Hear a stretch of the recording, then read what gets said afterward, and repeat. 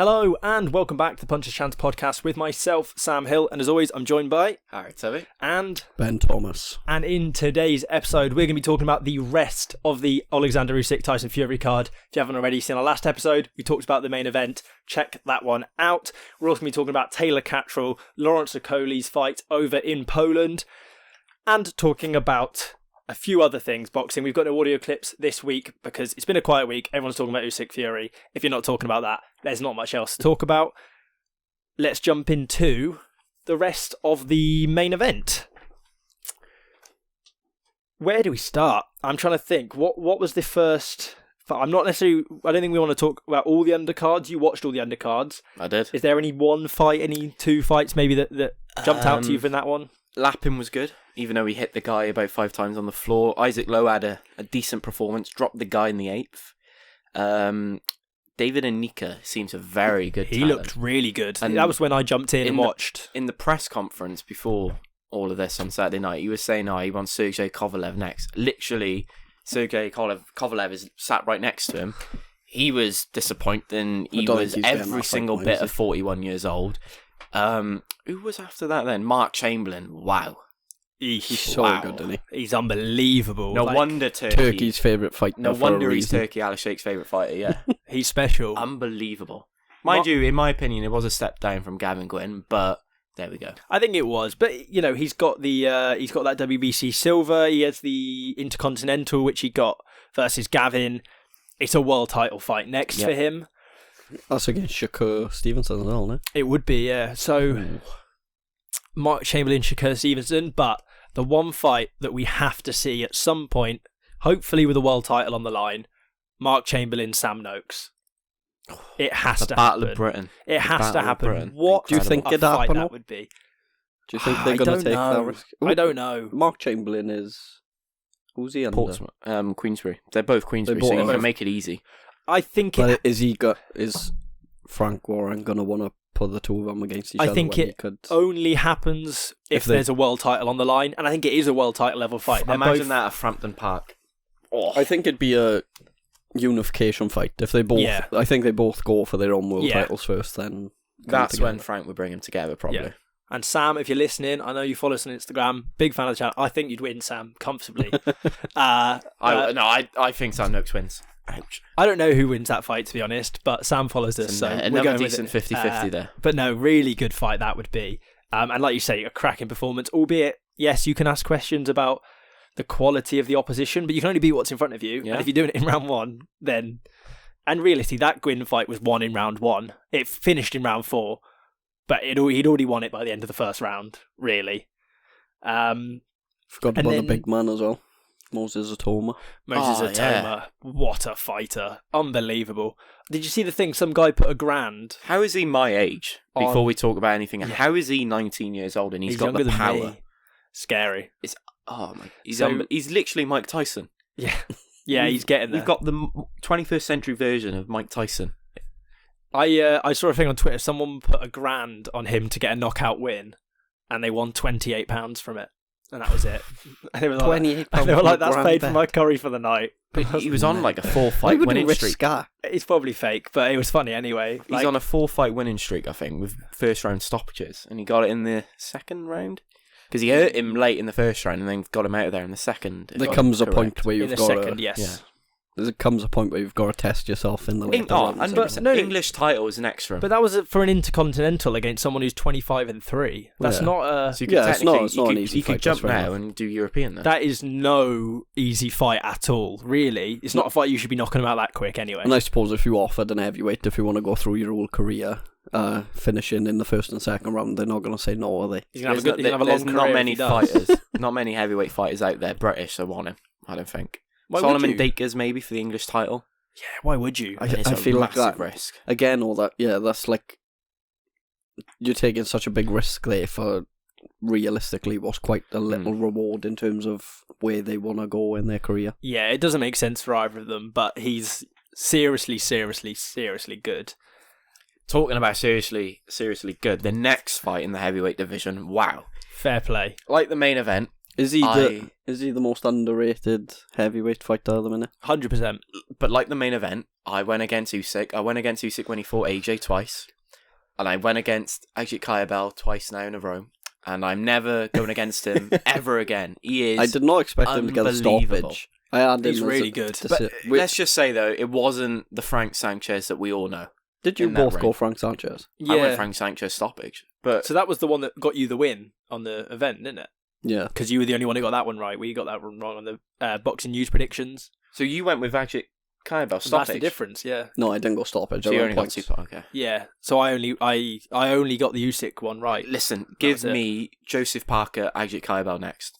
Oh, he and was on Opetaia, sorry. comms. That would That be a good is fight. well, that's 4th against 5th, is it, in the heavyweight division rankings on box rank? Yeah, I think the only thing for me with that one is you're then.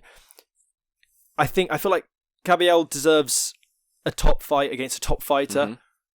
Parker deserves a top fight against a top fighter. If you put them against each other, then the loser of that doesn't get that big fight. Well, there's 4 belts up for grabs now, vacation and all that. So What was he 25 5-0 now. 0 now. Yeah. And has Yeah. gone back to back beating 2 decent heavyweights. I It's think like- you say it but- wasn't the Frank Sanchez as well, and I take your point. Well, look But- at his knee. He didn't. He was on the back foot, and his leg did not look stable at all throughout the fight. But could you say that Catterall made him look as bad as he was? No, he looked injured. He looked like he was carrying an injury, in my opinion. Fair enough, but he got it. He's got that. What is it? I forget which one. What belts? The were on that. Nabo? WBC Continental. Yeah, And then Nabo. fair play to him. Yeah. He's a like I said. I've watched him 3 times now. Once against Arslanbek Makhmedov. Once against was it Dillian White? Derek Chisora. Derek Chisora. In It Monte was. Carlo. Yeah, and then once now against Frank Sanchez. And each time I've been gone. Oh yeah, do you know what? He's decent. And the second time I was like, oh yeah, he's good. And then after this one, He's I was not like, yeah. talked about, like you said. He's not talked about as one of the best heavyweights He's out in there. the mix. Like Joseph Parker has put himself back in the mix now, but Catterall is definitely in there as well, I think. Because That's the they're fight. waiting for that world title shot. It's got to be in. Yeah, once these guys clear out, and I don't know off the top of my head, but I don't think Catterall's too old. I think he's still got a little while left. If you give me a moment, He's 31. is it okay? He's got plenty of time in heavyweight.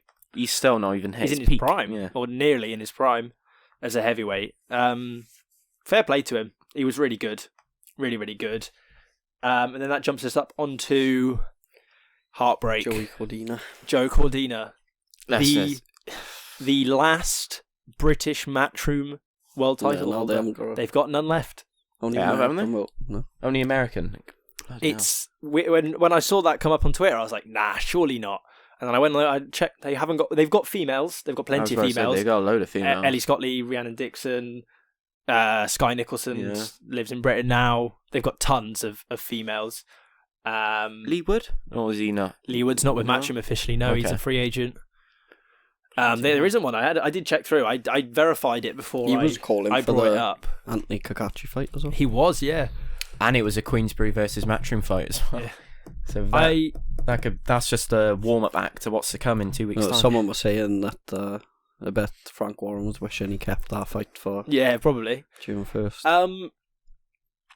I want to say first of all, obviously, fair play to Kachache because it was a good performance, a cracking performance. He beat a he world title holder deserved the win. that and did so. I But believe. can it be argued that he deserved the win because he was a better fighter, but it all came from that illegal shot? I think Because so. up until that point, I thought Cordina, yeah, he's comfortable, yeah, and he never recovered from it. I agree that had a big standing in the fight, but I don't think you can take that away from Kachachi because the ref's decision at the end of the day, Oh, the it's referee was terrible. That's not his fault. He did what he had to do in the fight. He won the fight, and I believe I haven't confirmed it, but I saw a thing from somebody on Twitter that he did the whole thing with a broken rib. He got a broken rib not long before the final fight week and kept it quiet. Basically, was like, let's just not say. And nobody thought he was going to win as well. And he's done So fair play to him for unbelievably doing that. well. Like He's you a say, very good fighter. that punch it's not great.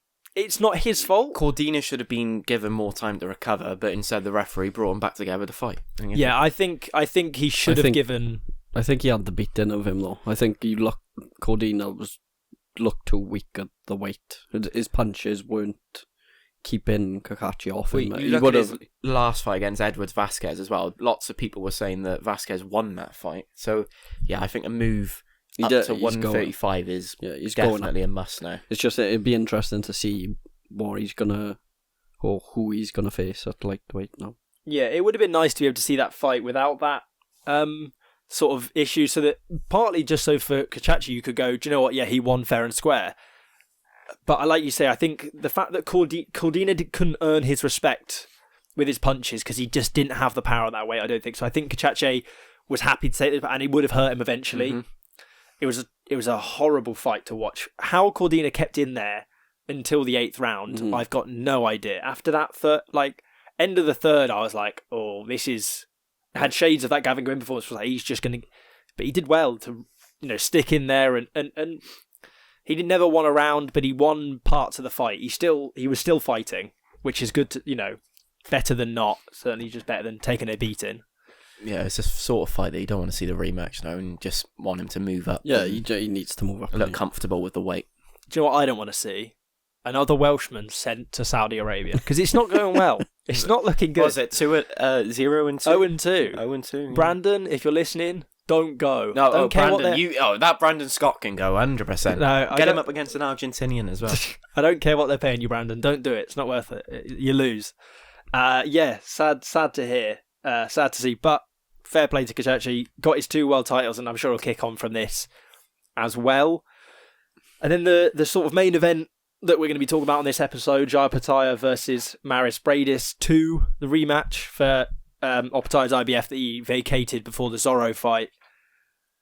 It wasn't the most exciting fight, but it was a good fight. I think it finally burst at the end, but it was worth watching. He made it hard at times, I thought. It was a nervy ending for him. He broke his nose? Both of them Both of them broke their nose. They had a little selfie in hospital, did you see? Oh, yeah. They met in hospital. In the first fight between them, mind, Opetaia broke his jaw in 2 places, and I don't know if you've seen it, but after the fight, he couldn't even talk. He was just screaming. Yeah, he had. Yeah, both of them broke their noses. It was a war. It was a war, but I think it's a sort of fight that you have to go back and watch because I wasn't really interested in it because I knew what was coming next, and I was like, "Oh, come on, Jai, knock him out now in 1 round so we get the main event quicker." Instead, we were waiting around and around and around. But it was a decent performance, and I think someone like Jai Opetaia now, what else is there to do? The winner of Billum Smith Reactball could possibly be the next move for him. I think he said... But people are saying move up to Bridgerweight. I don't think there's much money there for him. No. Get him straight up to heavyweight. That Bridgerweight, the division just isn't built up enough. Well, that division only started, 4 years ago? I think he'll end up unifying Cruiserweight, won't he? He said, and I don't know what he means by this because it doesn't actually make sense. He said he's going to have the winner of Okolie Billum Smith. I think he meant I presume he meant Reactball Billum Smith. Unless he wants to fight the winner of Billum Smith Reactball and then yeah, that's what I mean. I don't know if Okolie's moved up now, ain't he? Yeah. So to Bridgerweight for this Friday night. Yeah. So I don't know, but either way, I think the problem with this one, I look really daft because like I said in the last episode, I was watching with my girlfriend's dad, and I said, watch this fight. I was like, Opetaia is a mean man, and Raiders have been out the ring. The fight, I was like, he's going to kill him off. We'll get the main event nice and quick, sorted. And the first round, he looked good, and I was like, yeah, he looks good, doesn't he? After about the 5th or 6th, it was like, okay. You were just going on your phone, scrolling through Twitter. Yeah, I was like, okay, maybe it wasn't quite as good as I said it was going to be. He got the job done, and that's what you have to do in high-level boxing. And I think I said this as I think every fighter has their kryptonite. Mm-hmm. Every great fighter has a fighter. Normally, earlier in their career, every great will have somebody that they go, oh, do you know what? He was the best I fought, and he never became anything. And I think for Opetaia, not to say that Bradis never became anything, because he's had a great career, but I think Bradis is just Opetaia's kryptonite. He's just got something on him. He's got his number, and he makes it difficult for Opetaia.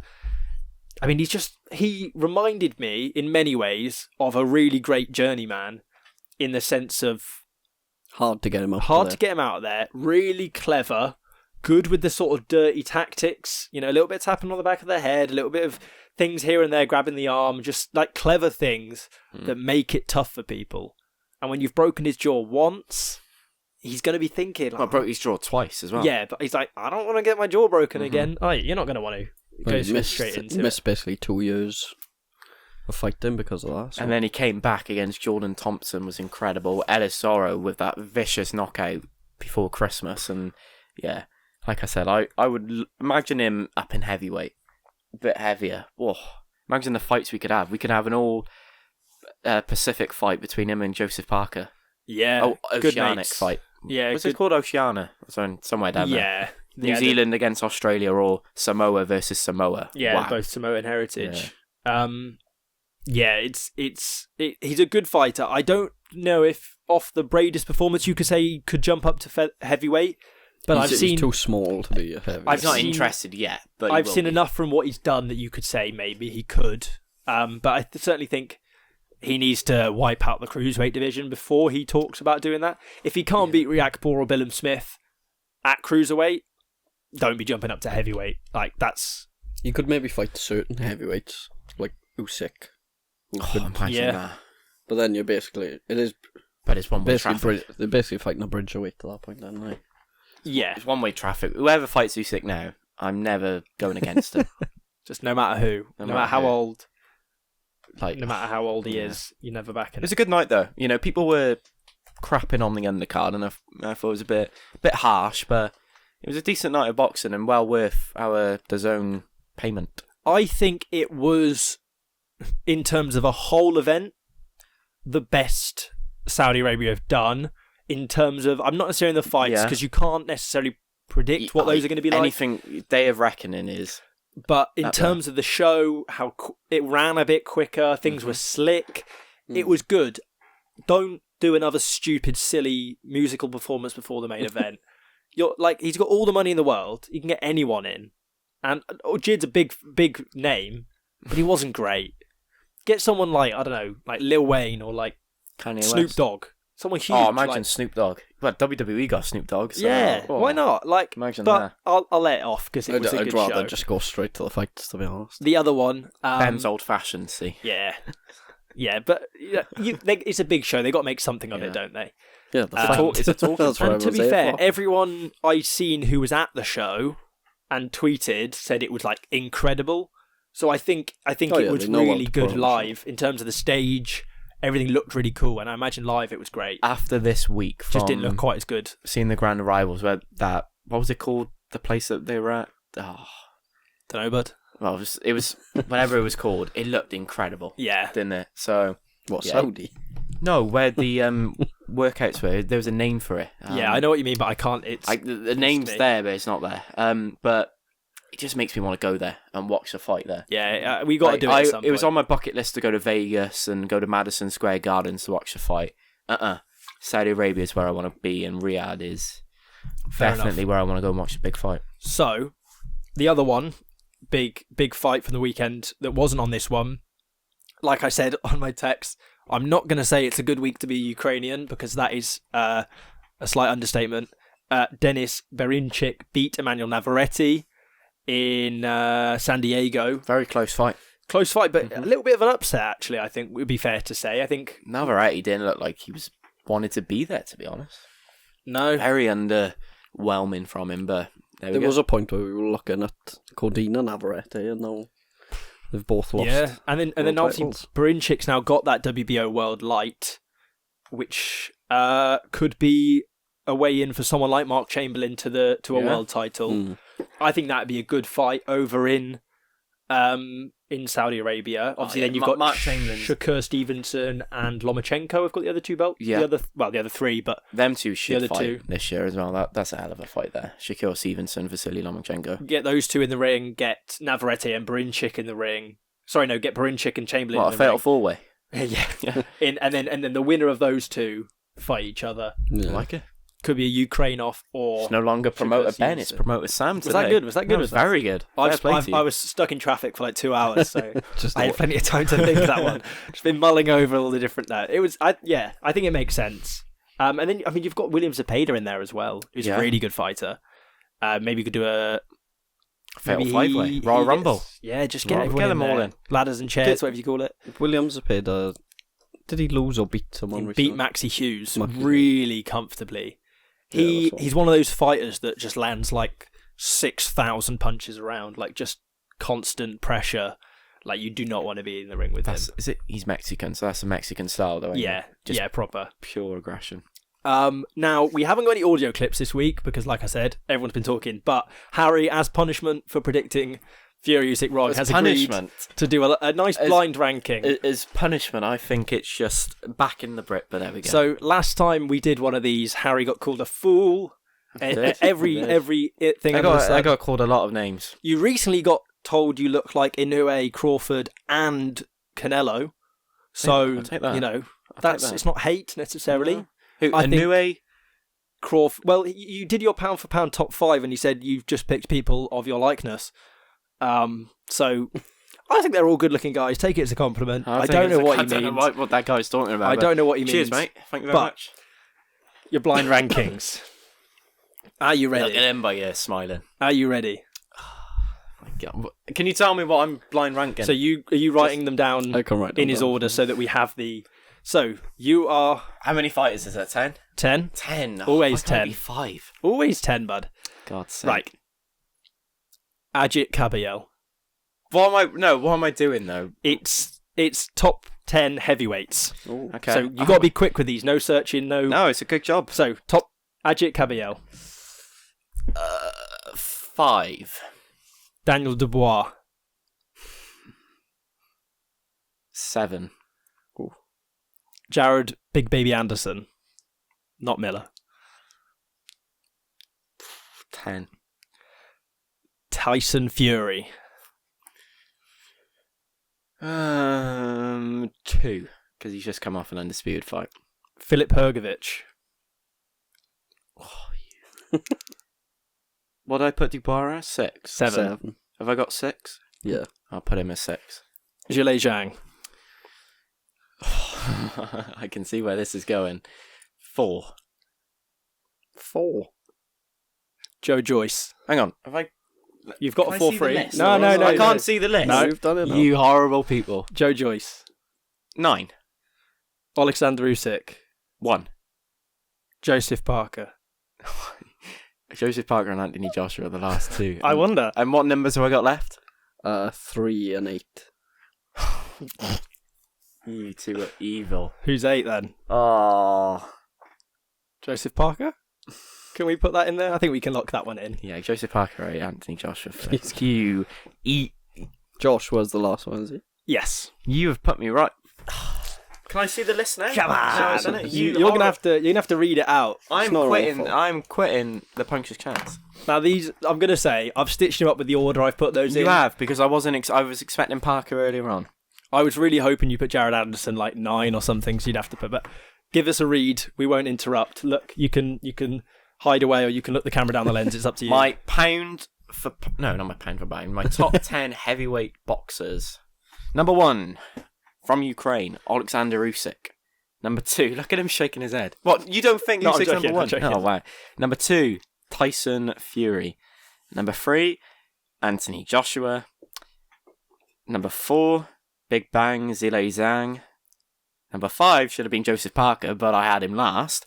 Ajit Caballel. That's how you pronounce his name. Just boxed it there. Caballel. Number 6, Filip Hrgović. Number 7, Daniel Dubois. Number 8, Joseph Parker. Number 9, I think these two are fair enough. Joe Joyce at number 9, and number 10, I've put Jared Anderson. I thought you were going to put someone like...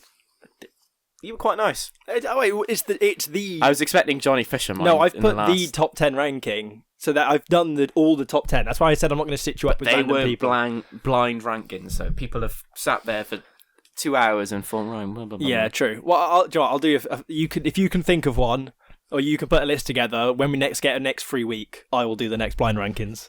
When we you can stitch me up. I don't feel like I've been stitched up though, apart from the Joseph Parker one. Yeah, you've done all right. But that's just a blind. Zhang at 4 was a howler. You should have put Zhang 8. Yeah, true. Worse. I was expecting Zhang was early as well, so I had no excuse on that one. Yeah. No, Zhang was one of the last ones, wasn't he? No, he was literally like the 4th. Nah. Yeah. Yeah. Fair play. People haven't come here to talk about blind rankings, boys. This is the Puncher's Chance podcast where we preview the upcoming fights on this weekend, and there's some big fights on the weekend. Quickly moving away from me getting clipped and I'll getting abused. I'll let you redeem yourself with your boxing knowledge. Lawrence Okolie, technically the B-side for this fight against Łukasz Rozanski in Poland. Sell it to us. He's moving up to £224. The Bruiserweight division is for the WBC World title. He definitely wants the rematch with Billum Smith at some point down the road, so this is probably a stepping stone. He's again going in the Dragon's Den. He did that against Billum Smith in Bournemouth. His opponent in his last fight knocked out Alan the Savage Babic in 1 round. And in this build-up to this fight, Okolie has made some key career decisions, confirming in the last couple of days, 3 months ago, he confirmed that he's no longer under Sugar Hill as his head coach. He's moved to Joe Gallagher. And he said he ain't going to have trouble going into Rozanski's backyard. He's fought in front of 15,000 fans before who were all hoping that he was going to lose. So there's no pressure on him. And I believe Britain will have a new world champion come Friday evening. Fair enough. Can't argue with that. Would he be the second Bridgerweight world champion?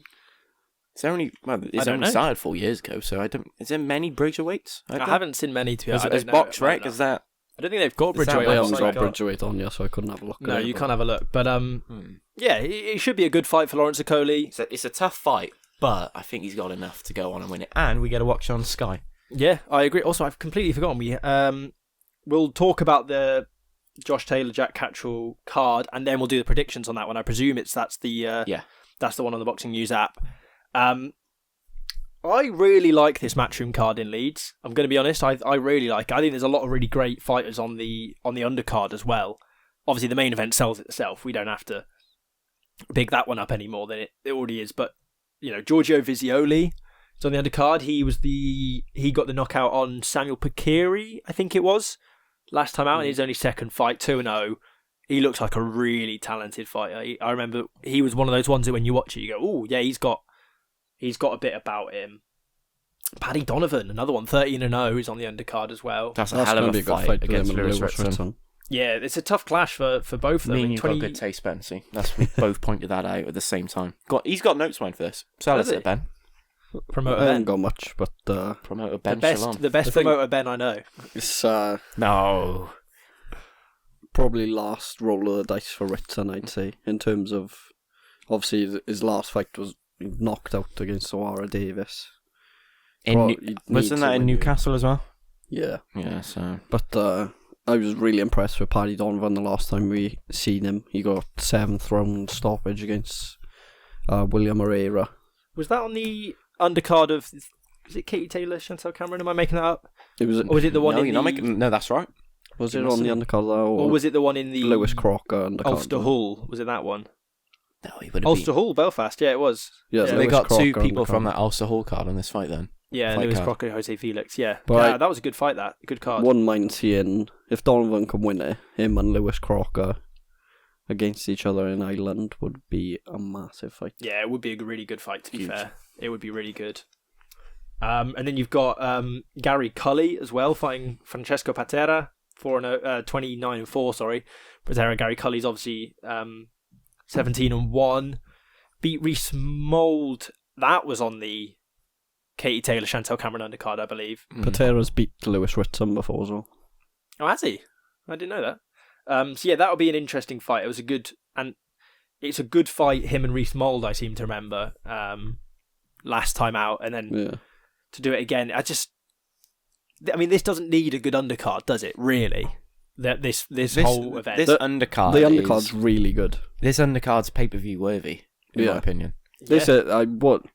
I wouldn't have been shocked if they put this as a pay-per-view. Well, they put Canelo Alvarez, Jaime Munguia, and you look at that undercard and you think, well, gonna have subscription money worth. Yeah. Yeah, and then the co-main event mind is... I cannot wait. Is Ben's favourite fighter. We've all got favourite fighters.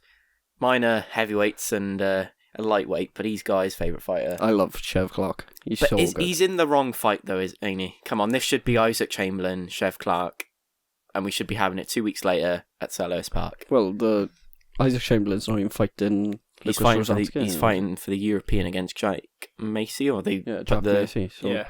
the European away. That'll still be a good fight, but Yeah, it is a good fight, but Ellis Zorro's it's a tough opponent for the British. Zorro's only been beaten by Jai Opetaia. In one round. Did so at a Brutal has knockout. fought at a higher level than British level. Yeah, so that's far. right. So That's it's what I going was to be a saying. tough Like, test. he took a bit of a risk. I think he was offered the Opetaia fight and jumped in a bit late notice, and he's come back down now to British level. Chev so Clark though is special. he's a an different animal. breed.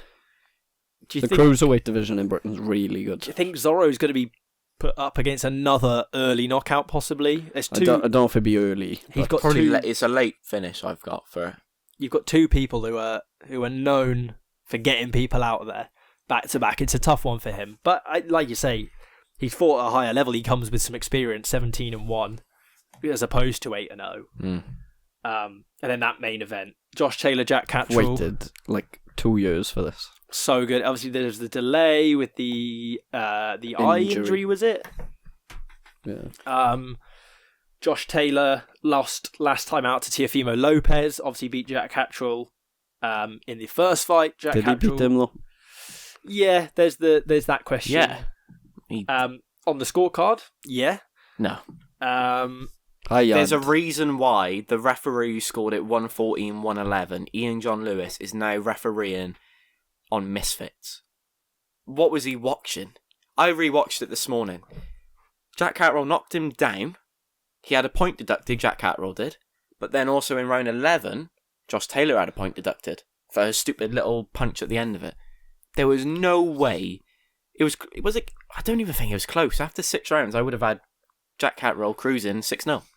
And then you had the knockdown as well. Do you think? I had Catterall winning the first one, but He was winning by miles, in my opinion. Do you think this is one of the best fights we'll see, or with two of the best fighters that hasn't got a world title on the line? These are two really top peak fighters. they're both world level fighters. Weren't the last fight the first ever undisputed fight in the UK? Yeah. Yeah. Or with Brits involved in it. Yeah, it Or was, something like that. it was a big fight. There's Yeah, nothing on the line now because obviously Taylor lost to Teofimo Lopez But in New York. just fighting for the. I you was going to say reckon- for the love of it, but Just for the pride. hate of him. It's just the They pride. ain't it? hate each other as well. It's going to be a Proper. proper full out scrap. I think it's not going to be no trying to figure each other out. I think they're just going to go for it. And Which is only going to be a good thing for the Mhm. viewer, really. Like, Hopefully it's on early as well and we don't have to stay up until 11:30 and watch it. Yeah, fingers it'd be crossed. interesting even though more. if Catterall wins, who he'd face next, whether he could get a fight with Teofimo Lopez. Yeah. Yeah, maybe. Obviously, I think because of the loss to Josh Taylor, Jack Catterall's ranked quite low in the rankings on boxing, which seems a bit harsh. He shouldn't be though, because No, He's a really good fighter. And it's on beat a neutral. lot is of it- good fighters as well. It's surely against Scotland, so it's on neutral ground as well in Leeds. Yeah. What a place to have it as well, Sam would say. I would. I've never been to the First Direct, but it's a decent venue by all accounts. Like he's beat O'Hara Davis and Jorge Linares before. Like if he gets No, this his last fight against Roy Linares, wasn't it? Yeah. Back in November. So Yeah, he no, wins it will this, be. then he deserves a world title shot, I think. It's Yeah, a world level fight, ain't it? I Yeah. think that's agreed. And yeah, I think if Josh Taylor loses this fight, where does he go? As Jack Catterall said in the launch press You conference, could of it, argue this for- is Josh Taylor's biggest fight now. There's no other big fights out there. This is his pinnacle.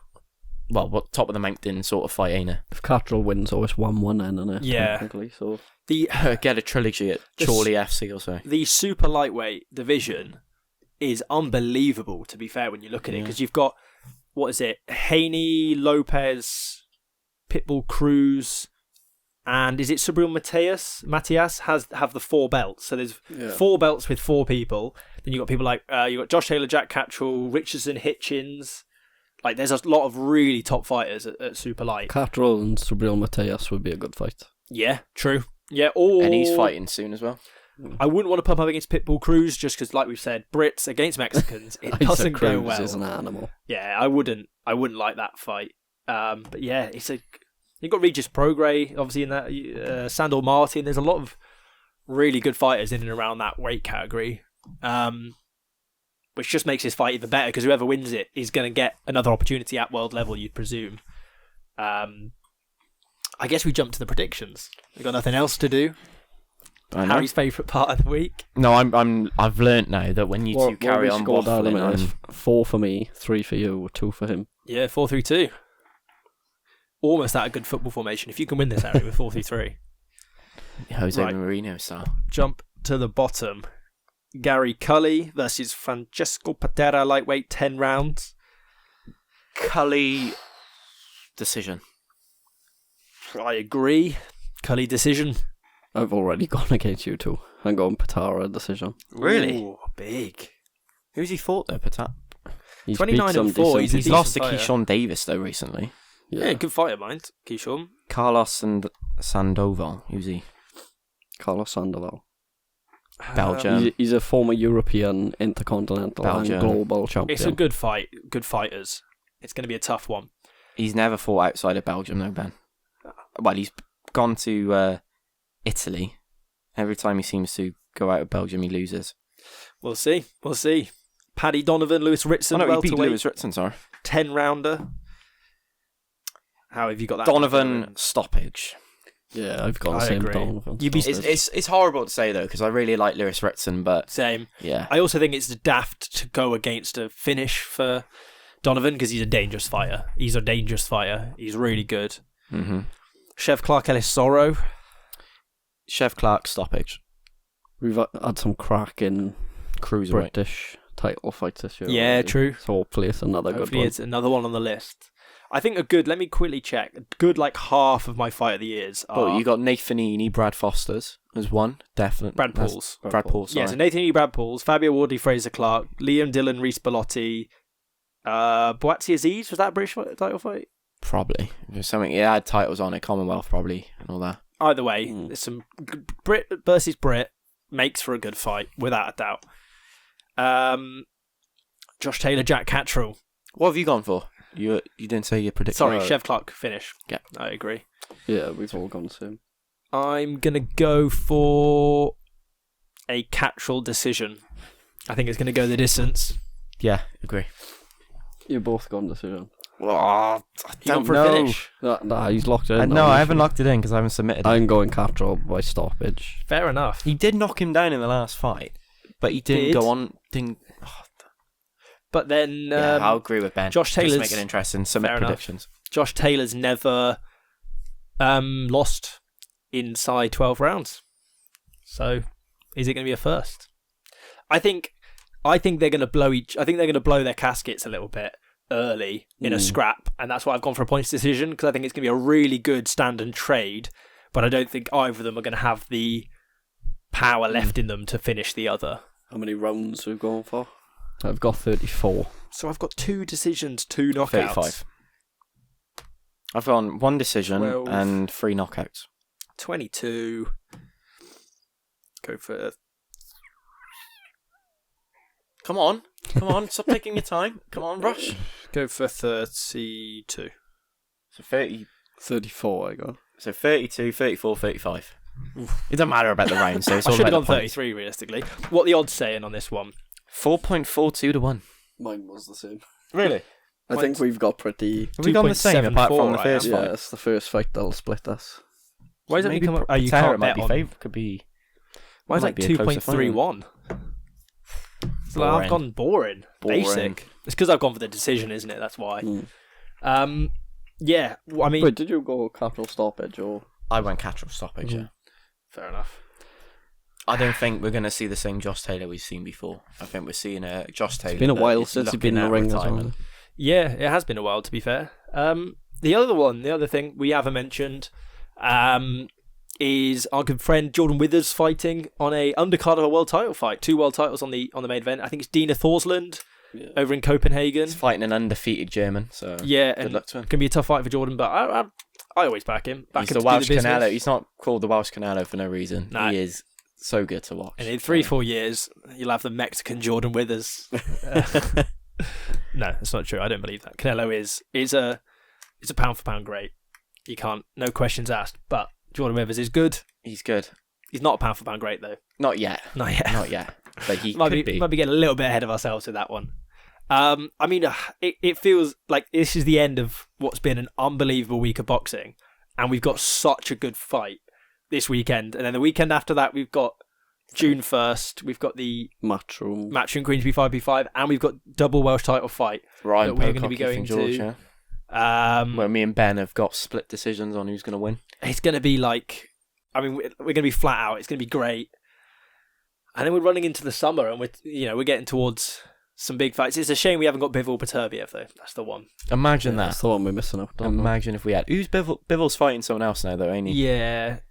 I can't remember. Surely that. How is Dimitri Bivol going to be kick? He surely kicks off the card now next. Not this Saturday, but the following Saturday, June 1st. He surely kicks off the card, and then we go into Queensbury Matchroom. I don't know. Yeah, they'll go to Wilder as the main event, probably. isn't he? In fairness, the guy's 22-0. Like, I don't think he'll trouble Who is he? Bivol. Malik Zinad. Yeah, but he's like way down Libyan. in the rankings. He's 8th. Libyan. Yeah. He's taking the chance, though. Fights out of Malta. Okay. But he's Libyan. Yeah, so, I mean, he's... the biggest problem, he hasn't fought anyone huge yet. So you don't really know what level he's at. But if it's like Dimitri Bivol who showed up against Lyndon Arthur, he could just be Yeah. just get the 12 rounds in. I like how I'm going like what Usyk was like after the fight. like, yeah, it's a thing. No, that was great, to be fair. It was a good weekend. What a week it's going to be. Can't wait for it. Thank you guys all for watching, for listening. Like I said at the start, if you haven't listened to our Fury Usyk one earlier in the week, check that out. Well worth a check out. Other than that, we'll see you all next week for another episode where we talk about, obviously, Jack Catterall, Josh Taylor, and preview the June 1st card.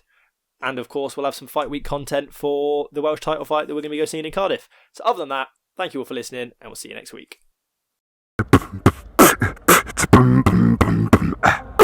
Punches chance.